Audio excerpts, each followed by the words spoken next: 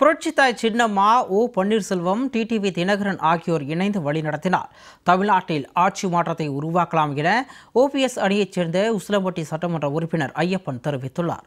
மதுரை உசிலம்பட்டி பகுதியில் மூக்கையா தேவரின் 46வது நினைவு தினத்தை முன்னிட்டு அவரது நினைவிடத்தில் அதிமுக சட்டமன்ற உறுப்பினர் ஐயப்பன் மாலை அணிவித்து மரியாதை செலுத்தினார். பின்னர் செய்தியாளர்களை சந்தித்த அவர் 1.5 கோடி தொண்டர்களின் மனக்குமுறலை மூத்த தலைவர் செங்கோட்டையன் வெளிப்படுத்தியுள்ளதாகவும் அவருக்கு உறுதுணையாக இருப்போம் என்றும் தெரிவித்தார். சின்னம்மா அவர்களையும் இணைத்து ஒரு மிகப்பெரிய வழி நடத்தினால் தமிழ்நாட்டில் மிகப்பெரிய ஆட்சி மாற்றத்தை உருவாக்கலாம். 1.5 கோடி தொண்டர்களின் மனக்குமுறல், அந்த 1.5 கோடி தொண்டர்களில் ஒருவராக அண்ணன் செங்கோட்டையன் அவர்கள் தனது மனக்குமுறலை வெளிப்படுத்தி இருக்கிறார்.